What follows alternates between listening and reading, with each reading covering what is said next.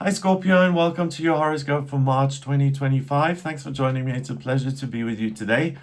My horoscopes are based on the UK time zone, so please take that into account and watch my horoscopes in this order, please. Rising sign first, then your sun sign, and finally your moon sign. So I'm going to break March down into 4 weeks. I'm going to pay particular attention to what the moon is doing, how it moves through your chart, where it supports you, what areas of your life, and when. So, week one, or the first 9 days of the month, really, Saturday the 1st until Sunday the 9th of March. On the 1st of March, we have the moon in Pisces, and that's in your fifth house of what you love. And that's the tail end of a new moon in Pisces that we had on the 27th of February. So, a new moon is when the moon goes pitch black, it recharges itself, it pulls in a ton of energy, in this case, Pisces energy, and it gets its bearings. It says, I'm pulling all this energy in. What am I going to focus on in the coming 28 days, right? And on the 27th, 28th, and the 1st of March, in your case as a Scorpio, it really shows you what is it that I love genuinely, and what am I lukewarm about, and what do I want to focus on. How much time have I got? Do I want to focus on the things that I genuinely care about, or do I want to do things that maybe obligations or duties or that society has prompted me to look at? So at the beginning of the month, if you're really, really certain about what's important to you, take note of that, because you're not going to be wrong about that. And I don't know about you, but our lives aren't going to go on forever. And I think the more we can spend focused on things that we care about and that we genuinely love and that bring us joy, the better our lives are. On the 1st of March as well, Venus, the planet of love and beauty and creativity, that goes retrograde until the 12th of April. And I always mention that it's not a good time to start a new business or a new relationship when Venus is retrograde. In your case, it's in your sixth house of work. So particularly for you, Scorpio, starting a new business until the 12th of April, I don't think is the best idea. So if you can possibly schedule that for after the 12th of April, I think you'll have a better outcome. On the 2nd and 3rd of March, the moon goes into Aries and it joins Venus in retrograde. And Chiron, the wounded healer, they're all in Aries in that sixth house. So instead of starting a new business, I think what you're able to do is heal the daily structures of your life and to make improvements. So if I love myself, then does my diet reflect that? Or does my daily routine reflect that? And if things are off in any of those areas of your life, as in I commute to work 3 hours a day, maybe that's not the best for my well-being, then you're able to identify those things and plan to make changes to that in future. On the 3rd of March as well, we've got Mercury, the communication planet, that ingresses into Aries and it joins Venus and Chiron in your sixth house. So Mercury in Aries is very forthright, it's very confident. It says, I'm the communication planet, I am Mercury, I'm Hermes, the god of communication. And in Aries, it doesn't really mess around. It says, if I understand what's good and right, and if I've got the message, I'm not going to bother with nonsense.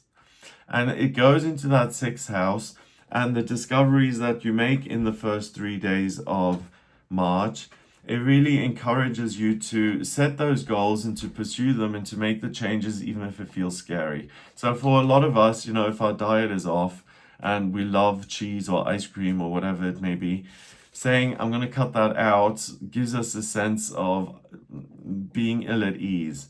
The first 3 days of the month here, you won't have those usual feelings of anxiety. I think instead it'll be replaced by a sense of enthusiasm and excitement. On the 4th and 5th, the moon goes into Taurus in your 7th house of relationships, and it joins Uranus, the planet of the miraculous and the unexpected and the chaotic, also in Taurus. So these 2 days, you may notice that there's a blast from the past, someone you went to school with, a relationship that didn't work out may reappear. And then the question is the same. Is this someone who is, if I let them back into my life, is this someone who's going to be a healthy structure, something, or someone who supports my everyday experience? Or am I just taking on something else that's negative? So there's no point in making improvements in your diet and then taking on a toxic friend who you haven't spoken to in 5 years. Try and see these things in an objective, unemotional way, and particularly stay away from anything that says it's your obligation or your duty to do A, B, and C. It's up to you what you do and what you embrace. On the 6th and 7th, the moon goes into Gemini and it joins Jupiter in your 8th house of institutions and authorities. And if you have anything to do with those kind of bodies, legal matters, negotiations, tax issues, applications for visas or anything like that, deal with them on the 6th and 7th. With Jupiter being there, you may get a better outcome than you expected, or you may even get a miraculous outcome. The moon moves on into Cancer on the 8th and 9th, and it joins your transiting ascendant, Hades and Mars, which are also in Cancer in your 9th. So the moon in Cancer, the moon rules Cancer, so it's very happy in that placement. And it's really going to urge you on these 2 days, if you have the time and if it's possible, to go visit that place you've always wanted to visit but never had the opportunity to, or to study that subject that you've always been interested in but you never had the time. It's going to ask you to step out of your comfort zone and to do something nice for yourself by embracing something that you've always had an affinity for. And then on the 8th of March, if you're a stargazer, it's the best day of the month to see the star in the night sky. So look for it low in the sky in the west just after sunset. And Mercury is the communication planet. It's in Aries, in your 6th house of daily routine and structures. And it's going to encourage you to pursue your interests and to travel and to learn and to maybe even connect to the higher realms, so to adopt a spiritual practice if you've never tried that, or to have a spiritual experience that's very personal to you, rather than following the rules of a religion you were born into. So the first 9 days of March here for you, the moon, it starts in your 5th house and it ends up in your 9th. So that's houses 5 and 6, and then it's the 3rd quadrant, houses 7, 8, and 9. And really, I think the question here in the first 9 days is, what do I want in my life that I haven't got already? And what can I do to bring those things in order to prove to myself that I love myself, that I'm treating myself to things that I've always had an interest in, and that I get to make my own decisions and I get to have as much joy in my life as I possibly want, and that no one else can tell me otherwise. Week 2, Monday to Sunday, the 10th to the 16th of March. The moon is in Leo on the 10th, 11th, and 12th, and that's in your 10th house of work. So that bodes really, really well for you in terms of your career during that 3-day period. But especially if there's anything that requires you to step into the limelight or to take on a position of leadership or to be the boss in some way. If you get the chance to take on that kind of a role, maybe the manager has called in sick and someone has to jump in. Jump into that opportunity. You'll shine and it'll have a positive impact on your career moving forward. Then on the 13th and 14th, the moon goes into Virgo and it moves into your 11th house of hopes and dreams, and it opposes the sun in Pisces in your 5th house. So you're going to be very clear on what your hopes and dreams really are and where you've been conditioned to kind of live a life that really was never your idea, but that other people have decided for you. So far, Scorpio, what I'm getting during these first 2 weeks is that it's a process of determining what you have chosen for yourself and what other people have chosen for you, and how you can get more, how you can become decisive and to say, I am going to choose the things that I have an interest in, and I'm going to, whether it causes conflict or not, I'm no longer going to follow the rules that have been presented to me as a non-negotiable. On the 14th of March particularly, we have a lunar eclipse on the south node. It's a full moon in Virgo. It happens in your 11th house. And the effects of eclipses can be felt for 6 months. So in your case, until August, there's really no messing around with you, because you're only going to pursue things that you see value in. And I think you're going to become much stricter and much more disciplined in how you spend your time and energy. And you're going to refuse to do things that bring you no joy or no happiness. So if anyone accuses you of being selfish here in 2025, say, thank you very much, I am. I am invested and interested in living a life that brings me joy, and whatever you do is your business, and please take care of that instead of focusing on what I'm doing. The moon moves on into Libra on the 15th and 16th, and it's like a bridge that connects you to the higher realms. And again, it encourages you to have a spiritual experience of your own, to develop a spiritual relationship that's personal to you, rather than just following the religion of your upbringing. And there are opportunities to free yourself from indoctrination, brainwashing in the worst case, or really a sense that I have no choice over my own life. On the 15th of March, Mercury goes retrograde until the 7th of April. And when Mercury goes retrograde, expect problems with communication and transportation. That's the downside. The plus side is that you're able to see things differently, and you have time for things that you've dismissed in the past. And it's in your 6th house next to Venus in retrograde. And what the two do for you is that maybe I would love something totally different that I've never considered, or that I've never considered in the past. And maybe if I explore that a little bit personally, I'll bring a new love into my life that will bliss me out, whether that's another person, or a type of spirituality, or a type of creativity, or a love for travel. If you're a Scorpio who doesn't know what you love to do in life, this is your month to find out exactly what that is, and to make those rules for yourself based on what you discover. So in the second week, the moon starts on the 10th in your 10th house of career, and it ends up on the 16th in your 12th house of spirituality. So that's the fourth quadrant, houses 10, 11, 12. The second week is you transcending your existing self by seeing new ways of being, new hopes and dreams that could be realized, new connections to the higher realms, new opportunities in work, different ways of working.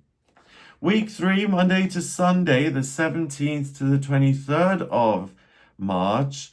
The moon's still in Libra on the 17th, so the ability to bridge the gap between the physical world and the spiritual world still applies. Then on the 18th and 19th, it goes into your sign of Scorpio, and it's in your first house of self, next to Vesta in Scorpio. Vesta is the hearth, it's the home, and these 2 days are great for you to come home to yourself, to maybe take some time off to yourself if possible, and to have a word with yourself and to say, do you know what? The first half of March was pretty intense. I had some major realizations. I want to take a bit of time to integrate all of that, to get comfortable with it, and then to set out and to explore those things moving forward. On the 20th, 21st, and 22nd, the moon goes into Sagittarius, and that's in your second house of money. So expect good news as far as your finances are concerned. either some windfall or a promotion, or you have an idea through all this searching that you did in the first 2 weeks of the month that, hey, this could be a business and I could create an income with it. Expect some sort of good news or some sort of light at the end of the tunnel when it comes to your finances. On the 20th as well, the sun goes into Aries. It moves into your 6th house of daily routine. The sun in Aries is in the first sign of the zodiac. And it says, this is my day. Aries is at dawn, right? So it's got the whole day ahead of it. And with it being in your 6th house, this is my life. These are the structures I'm going to create, and this is what I'm going to pursue. So this is Scorpio really laying down the law and saying, I want to create abundance for myself. I want to have wonderful experiences. I want to do well, and I'm going to do all of that independently. And then on the 20th as well, we have the spring equinox if you're in the northern hemisphere. It's the autumn equinox if you're in the southern hemisphere. Either way, it's the day of the year when there are nearly equal amounts of day and night. So it's black or white, yes or no, left or right. And that's what you're really able to tap into. Is this something I want? Then great, I'll embrace it. Is it something I no longer want? Then bye-bye. It's done with. So you become really ruthless in terms of, if it does not make me happy or bring me joy, or if there's no interest, I'm no longer going to be a slave to obligation or duty. So week 3, finally, though, I missed what the moon does on the 23rd. On the 23rd, it goes into your 3rd house of communication. And moving into week 4, it stays in Capricorn in your 3rd house of communication. So the 23rd and 24th, if you're someone who's creative, or if you've got all of these thoughts floating around, you'll be able to write those down very clearly. If you're creative, you'll be able to express your emotions, your ideas in a wonderful, practical way. So you capture your ideas, your mental images in words or in painting or in sculpture or in floristry or in design. And also, if you have any work that requires you to communicate, to be in the spotlight, to present, to lead, to go for a job interview, to present yourself in the best way, to get your words to match what it is you're trying to articulate. Sometimes you have an idea, and then what comes out is just a bunch of gibberish, and you're like, what was that? And sometimes you want to say something, and it comes out even better than expected. And here, with the moon going into Capricorn on the 23rd and the 24th, communication is your friend. Engage in that as much as you can. So in this 3rd week, the moon started on the 17th in your 12th house in Libra, and it ended up on the 23rd in your 3rd house of communication. So that's the 12th house and then the first quadrant, houses 1, 2, and 3. So really, it's the universe taking an interest in your process, and it's you changing your perspective and saying there are different ways of living, there are different ways of creating an income, and there are different ways of communicating and expressing what I feel and what I think is right. Week 4, Monday to Monday, the 24th, until the 31st of March. On the 24th, we still have the moon in Capricorn. Then it goes into Aquarius on the 25th and 6th.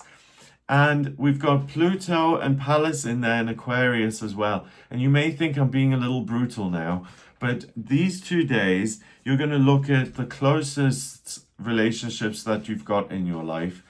And you're going to say, do you know what? I've been helping this person for a long, long time. What does this do to me? Does it make me ill? There was a psychic years ago who said that illnesses don't come from our bodies, they come from other people. Whether that's true or not, I'm not sure. But I think the 25th and 26th, the whole month, you've been discovering what brings you joy, what makes you happy. And now you're going to look at your closest relationships, the things that make you feel rooted and grounded. And you're going to ask the question, do these things still make me feel that way? Or am I just being drained? Am I being taken for a ride here? Am I just someone who does all the work and who is around emotional vampires. I don't like to use those labels, but some people really do bleed you dry. And should some of these structures change? And if the answer is yes, some of these structures should change, then I think you're going to be absolutely ruthless in saying bye-bye. On the 27th and 8th of March, the moon moves into Pisces again, goes into your 5th house of what you love. But on the 27th, Venus, the planet of love and beauty, that's in retrograde, and it retrogrades back into Pisces. Mercury in retrograde does the same on the 29th of March. It retrogrades back into Pisces. And now we've got all this energy in Pisces in your 5th house of what you love, and it's asking you to be open to different ways of seeing your life experience. So, Scorpio, I would not be very surprised if you make major changes in your life this month, and if you decide to kind of live for yourself rather than the society or the family or the expectation. On the 29th and 30th, we've got the moon then going into Aries. And on the 29th, we have a solar eclipse on the north node, and it's a new moon in Aries. So it's pulling in a ton of Aries energy into your 6th house. I know we've got Venus and Mercury still in retrograde, but the influence of this eclipse is going to be felt for the next 6 months. And in this case, it's saying, build your life the way you want, maybe even start your own business, change your work if you're no longer happy doing what you have been doing so far. But fundamentally, you're the boss, you're no longer in a supporting role, and you're going to feel that way until August, where you are the master of your own destiny, and you're no longer going to take unsolicited advice and follow it. Yikes. I hope I haven't made a Scorpio in my life unhappy by being a burden. I'll be out the door by the end of the month. Then on the 30th of March, we've got Neptune, the planet of dreams and intuition. That's been in Pisces, the sign it rules, for a long time. And that now ingresses into Aries, and it joins all that energy in your 6th house. So it's time to make your hopes and dreams a reality, and you're no longer going to dilly-dally?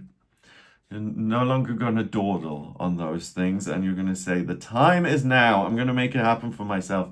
And then at the end of the month, on the 31st, the moon moves into Taurus, and it goes into your 7th house of relationships. And again, expect some sort of unexpected, well, expect the unexpected, but expect some sort of influence to come back up that's going to try and pull you back in. That's going to try and stop you from this freedom march that you're on. And that's going to try and sneakily kind of reintegrate you into some sort of larger whole of responsibility and duty. So the key word for you, Scorpio, here in March is freedom. You deserve freedom. You deserve to be happy. And you deserve to make your own rules in life. So the final week, the moon starts on the 24th in your 3rd house of communication, and it ends up on the 31st in your 7th house. So that's the 3rd house of communication, 7th house of relationships, and then the 5th house of what I love. So what is it that I love? Who is it that I love? And who am I going to communicate with? And who am I not going to communicate with? Yeah. So it's, if you're in the northern hemisphere, it's, we have the spring equinox on the 20th. You're ahead of the game here. You're really doing a spring clean. And anything or anyone or any job that has exploited you or made you unhappy is going to be cleaned out. And good for you. I hope that gives you an idea of what you'll be working with in March. I hope you have a great time. If you would like a personal reading with me, please get in touch via my website. It's gregoryscott.com. To draw up your birth chart, I need your place of birth, date of birth, and time of birth. If you don't have the time of birth, that's okay. I can use sunrise. But that means that I don't have the ascendant and the house placements are incorrect. There's a process called chart rectification where you send me 10 or more significant life events and I can work out your time of birth. And then once I have your natal chart in front of me, it's like a blueprint of who you are. It shows me your vocational aptitudes, strengths, weaknesses, life purpose, relationships, income, spiritual development, friendships. If you, as a character study, if you want to get to know yourself better, it's amazing. To look at what's coming up in future, I look at the progress chart and the transits, and if it's near your birthday, a solar return chart as well to see what's coming up in future. And also, if you have questions around moving and location, I look at the astrocartography. That shows me what places in the world support you and will work very well for you and which ones will not. So if you're interested in any of that, please do get in touch with me for a personal reading. If you like this video, give it a thumbs up, please. That helps the video show up in searches. Subscribe for more videos in future. If you think anyone else may be interested in this video, then please share it with them. That's what helps the channel grow. Have a fabulous March, and I will speak to you soon. All the best. Take care.